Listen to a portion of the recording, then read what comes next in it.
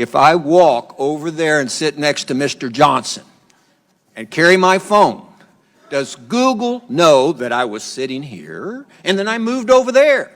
You're welcome anytime, Judge. Yes or no?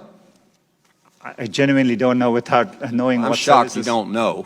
Do you or do you not collect identifiers like name, age, and address? Yes or no? If you're creating an account, yes, and using an account, yes. Yes. Device identifiers like IP address or IMEI? Depending on the situation, we could be collecting it, yes. Specific search histories when person types something into a search bar? If you have search history turned on, yes. Contents of emails and Google Documents?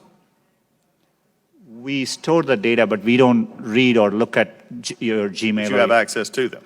As a company, we have access to them, yes. So you could. Saying you don't or don't. I'm not asking do you or don't. I'm saying you could, though there is a possibility. We have clear established policies on how we would do that data. GPS signals, Wi-Fi signals, Bluetooth beacons? You know, would depend on the specifics, but there may be situations, yes. The GPS, yes. Yes, if you have And location. voice and conversations when using Google Voice products? We give an option to turn on or off, and But if a person didn't know it, voice and conversations when using Google Voice products? Yes. we only record when they initiated with OK Google and then say the terms after. Do you believe that Google has been brought out here in some question is biased?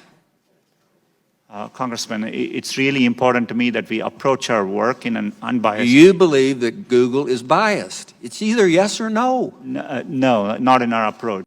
Why, number one, does Google need all this information? We can answer that in the fact that 86% of your revenue comes from advertising, so we know you manipulate the data in some ways. However, can you explain what you do to minimize this data, which is generally an accepted standard practice among those who collect data? You know, our goal is, but we are providing, for example, if we are providing you a service like Gmail, which we have done for 15 years, that data, we need to store it for our users, so they expect us to. So we are trying hard to match users' expectations. We don't need, our data for advertising, as I said earlier, most of it comes from just the keywords you type. And so, we need minimal data to do advertising. We give you options to turn ads personalization off. We store most of the data we do today to help give users the experience they want, and that's what we're trying to do. How do you explain this apparent bias on Google's part against conservative points of view, against conservative policies? Is it just the algorithm, or is there more happening there? Congressman, I understand the frustration at seeing negative news, and I see it on me, on Google. There are times you can search on Google, and page after page there's negative news which we reflect.